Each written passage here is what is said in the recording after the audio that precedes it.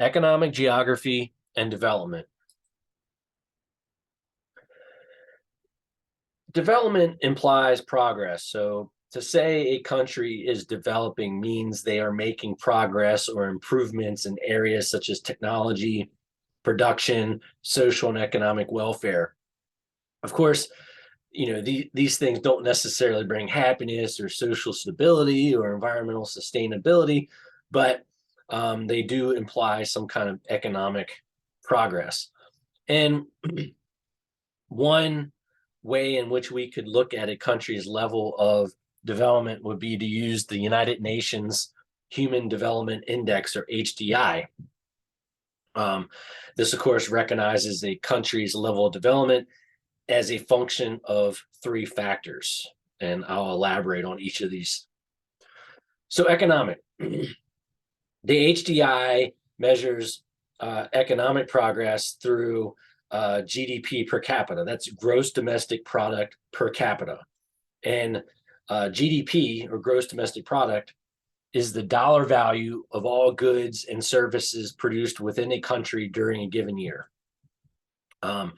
It doesn't necessarily matter what the nationality of the business is. It's companies inside the country making money. If we take that GDP and we divide it by the total population, that gives us a per capita GDP, which is a good indicator of the average level of wealth per person in a country. Socially, the HDI looks at the literacy rate and the quantity of education in the population. And the literacy rate is simply the number of literates in a population relative to the total population expressed as a percent. Literates, we mean people that can read and write. And of course, level of education is straightforward. Where do we get this information? You get it from census data, from household surveys, among others. And then lastly, demographic, as measured by life expectancy. And as we've mentioned before, life expectancy is the average number of years a person can expect to live. The HDI combines these factors into an index that ranges from 0 to 1 or 0 to 100%, depending on how you interpret that. Some other economic indicators of development include types of jobs. Developing countries tend to have a greater share of their GDP accounted for by the primary sector being agriculture, mining, and fishing, for example. Developing countries are increasingly having more of their economy accounted for by the secondary sector, which is manufacturers who take those raw materials from the primary sector and make consumer goods. And then we compare that to developed countries, which tend to have a very large tertiary sector. And by tertiary, we mean service sector. So retail, sales, banking, law, education, and government, among others. Second would be productivity. Workers in developed countries tend to be more productive, as measured by value added per capita. Value added is the gross value of a product minus the cost of raw material and energy that went into making the product. Workers in developed countries can produce more with less effort because of their access to more technology, more tools, more equipment. And then consumer goods, which is referring to the ability to purchase goods such as vehicles, phones, computers. These goods help us better access jobs and services. They allow businesses to distribute their products. Phones and computers, of course, enhance our interactions between each other, between businesses, between consumers. And of course, computers facilitate information sharing very quickly.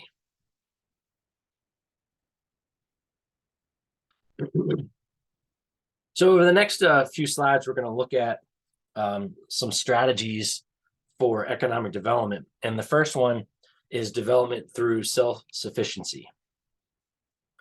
Countries pursuing this strategy through self-sufficiency, they're going to make investments across all sectors and regions of their country. They're going to protect or isolate their fledgling businesses so they don't have to compete with larger international companies. They're probably going to erect some trade barriers to limit the imports of goods coming from other places. And so some of these widely used barriers include setting tariffs that make domestic, tariffs being taxes on imports, which make domestic goods cheaper, quotas, which limit the quantity of imports coming in, and then requiring licenses so that we're restricting the number of legal importers. The problems with this approach, though, are that you may be protecting inefficient businesses, right?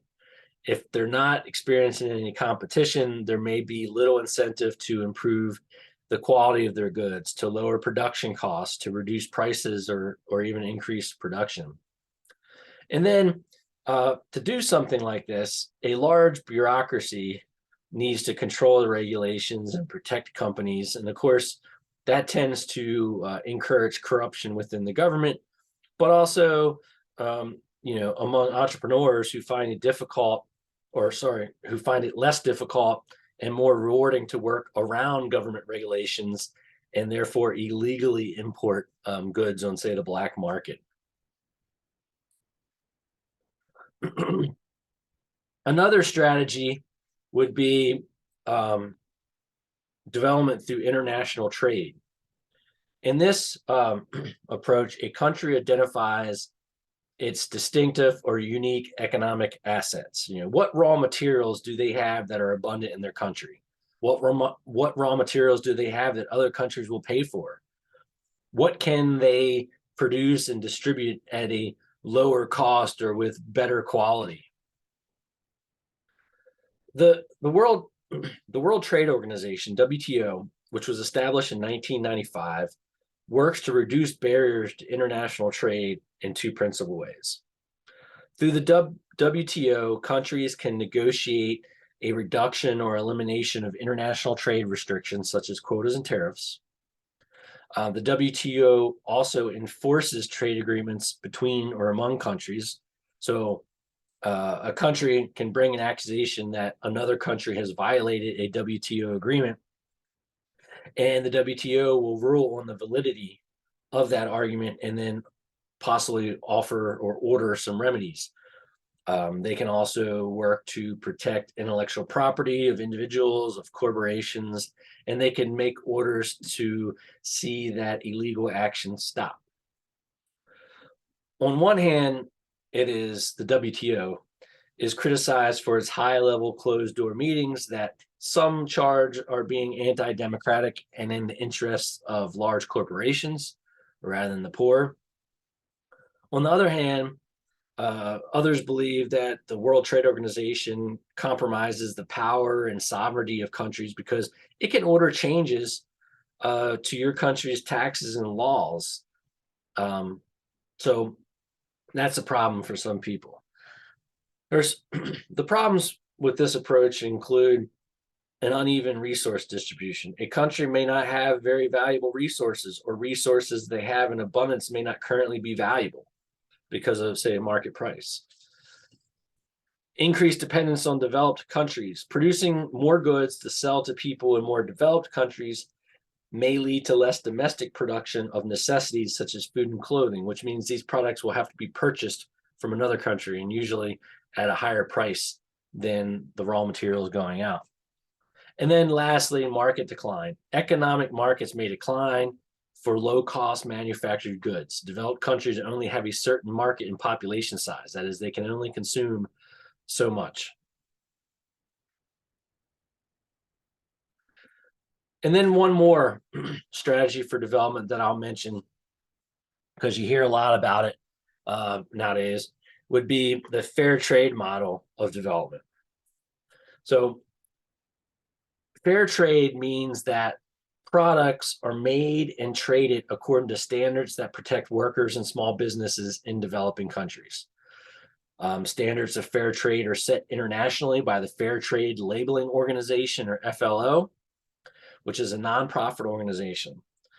The idea behind fair trade is that, one, advocates work with small businesses, especially worker-owned and democratically run businesses, by banding together these cooperatives and workers. They can get credit, reduce costs, and maintain fair prices for their goods. By working together, the people who grow or make the products have a say in how the local resources are used and sold. And they also have a say in their own working conditions. Fair trade returns an average 1/3 of the price to the producer in a developing country. The rest goes to the importers and retailers. But this is better than, say, the approximately 1% a Haitian might get for sewing clothing for the US market. Lastly, fair trade requires employers to pay workers fair wages, permit union organizing, and comply with minimum environmental and safety standards.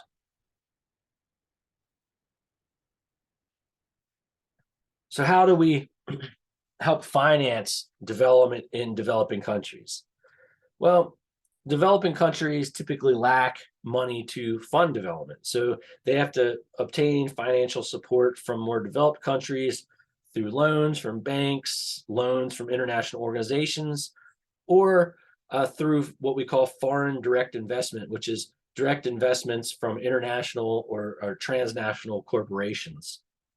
But two of the major lenders would be the World Bank and the International Monetary Fund.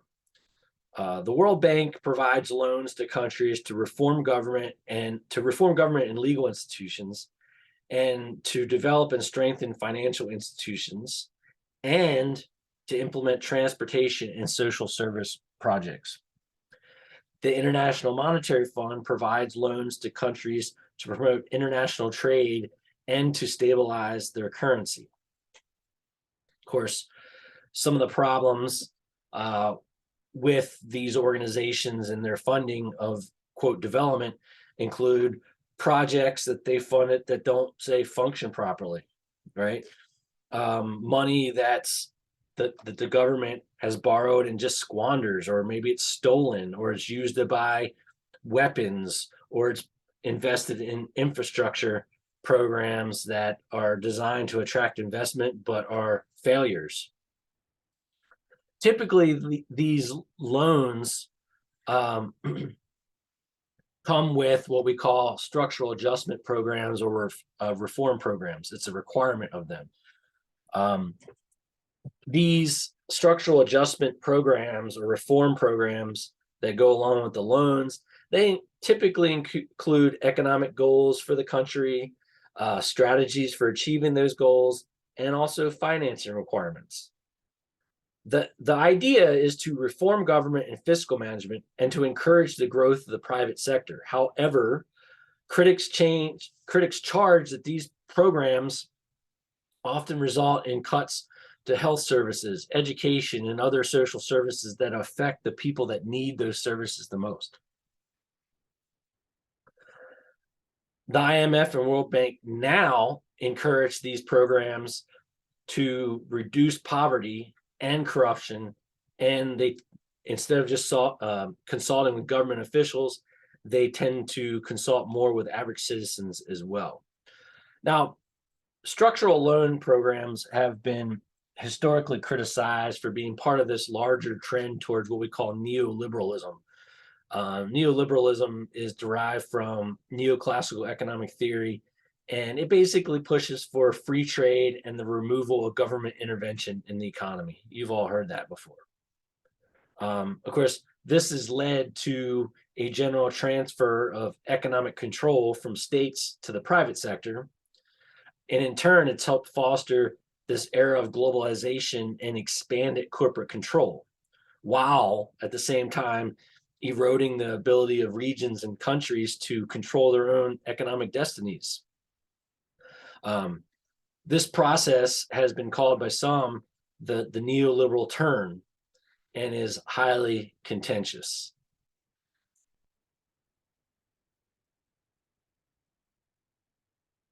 Theories of development. the modernization model or ladder of development. The modernization model assumes all countries follow a similar path to development or modernization.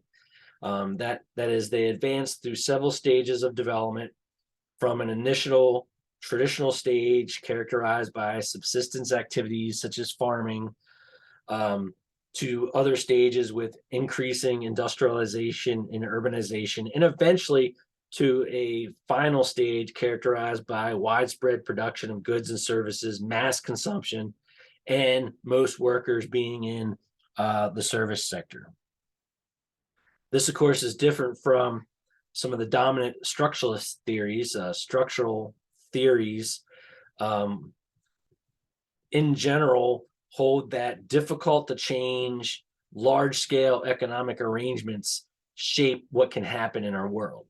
That is, the development of the global economy has created a set of structural circumstances, such as the concentration of wealth in certain areas and unequal relations in other places, that make it very difficult for poor regions to improve their economic conditions. Sometimes with this, you hear the term neo-colonialism. Neo-colonialism is the concept that world powers control the economies of poorer countries, even though they are now politically independent states. Therefore, the flow of capital has not changed much with decolonization. And let me make a distinction between colonialism and colonization. Colonialism is maintaining, political and economic structures to dominate a country. That may or may not involve colonization. Colonization is the actual physical settlement of an area. Dependency theory, which is a structuralist theory, holds that political and economic relationships or structures between countries and regions control and limit the economic development possibilities of poor areas. Colonialism created political and economic structures that caused colonies to become dependent on colonial powers. And this dependency helps sustain the prosperity of dominant regions and the poverty of other regions, even after decolonization. When these colonies were taken over, were made colonies, their economies were oriented to producing for export, and their economies haven't been changed significantly since. So they're still predominantly, in some cases, designed to export. And when you're completely designed for export, that means you're often lacking in your domestic production of necessities. And one last one that we've mentioned before, Wallerstein's world systems theory. The world systems theory divides the world into this three-tier structure. We've mentioned it before. You have the core, the periphery, and the semi-periphery. Core regions, they're generally your more developed countries. They have achieved a high level of socioeconomic prosperity and are dominant in the global economy. Whereas peripheral regions are your more developing countries. They're poorer regions. They don't have much control over their own affairs, and they're seen as more dependent on the core. And of course, you have semi-peripheral regions that exhibit characteristics of both, in that they're more dominant than the periphery, but are still dependent on the core. And this theory sees domination and exploitation as a function of the capitalist drive for profit in our global economy. Thus, capitalists can move production quickly from one place to another to maximize profits without concern for place or people. They can move from the core to the periphery to semi-periphery and just move it around. So what are some barriers to development? Well, you have social conditions. These can vary. We could be talking about inadequate nutrition, low life expectancies, high infant mortality rates, a general lack of health care, a lack of access to, say, sewage systems or clean water. Those are all barriers. Foreign debt and the debt trap. Foreign debt makes it difficult to further invest in development because at some point, a large slice of your economy goes to paying off your debt, which can sometimes result in what they call a debt trap, which refers to constantly having to borrow money to fund development, and you never quite get out of debt. And then political instability. We have this widening gap between the very wealthy and the poorest and their competition around the world to control government. They're typically dealing with remnants of colonial governments that reflect social and political hierarchies of the colonial period. We can add to this intervention by foreign countries or corrupt governments. Some would argue that without considerable wealth, maintaining a liberal democracy is impossible.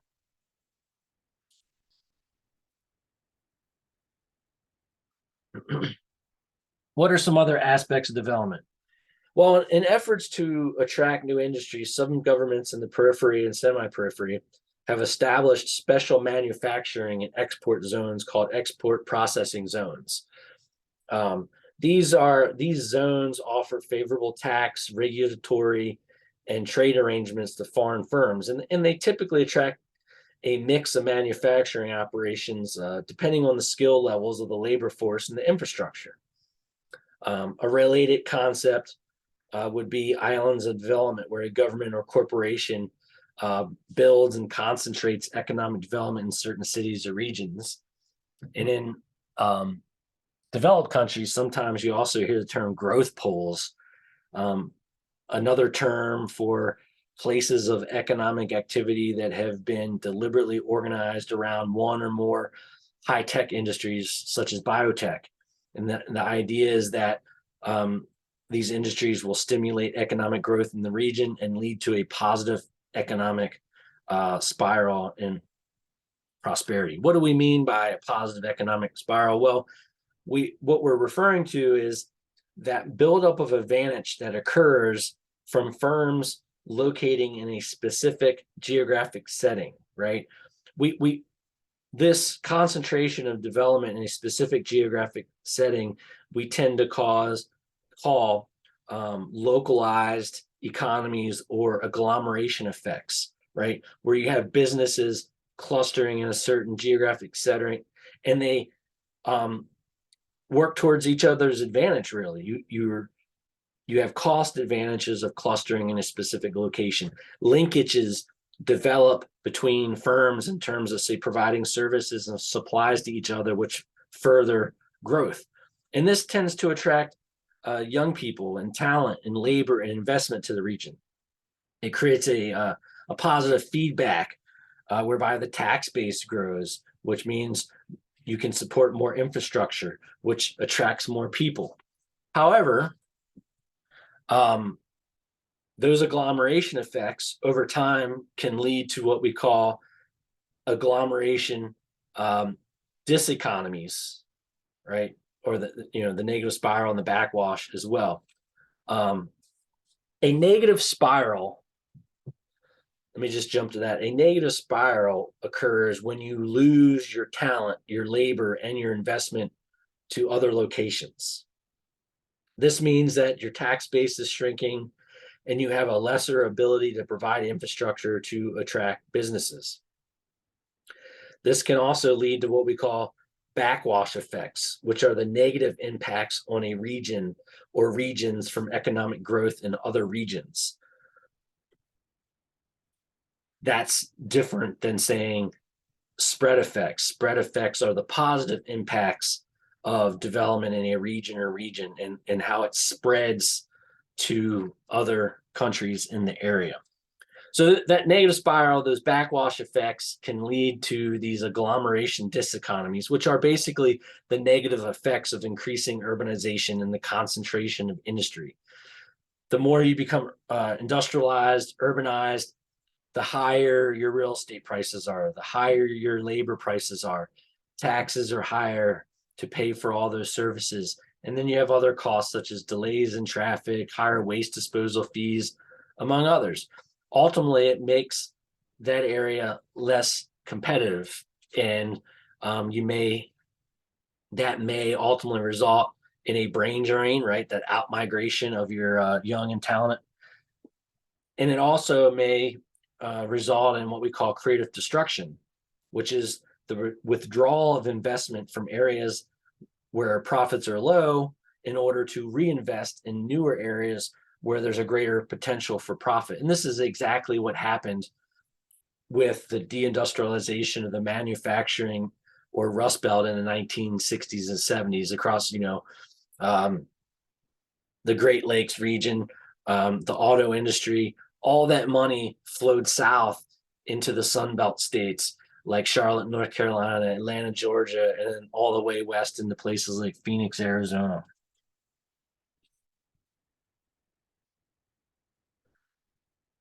Where zones of large scale modern agriculture have developed in the periphery, food tends to be produced for foreign markets with little impact on local economic conditions. That is, little food is produced for the local marketplace. So you can actually become increasingly food insecure by following this path to development. And that wealth would only be concentrated in a few hands. Now, tourism can bring wealth and employment to these countries, but it can also have some negative effects on their culture and the environment. It's not uncommon for much income to flow to outside investors. It creates jobs, but they're not necessarily high-paying jobs with job security. Some people may resent the invasion of poor communities with a bunch of tourists. It can result in what we can call the demonstration effect, which refers to locals being encouraged to behave in ways that may please or interest visitors. You could have an issue with over-reliance on tourism, which can leave an economy vulnerable to declines in tourism.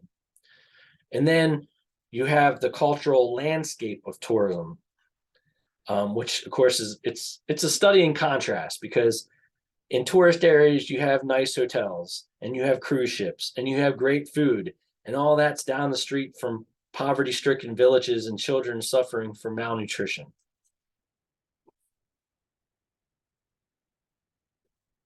And then lastly, non-governmental organizations or NGOs. Non-governmental organizations or NGOs try to improve the conditions of people in the periphery. NGOs, let's stress, are not run by governments. They operate independently and they often are nonprofit organizations.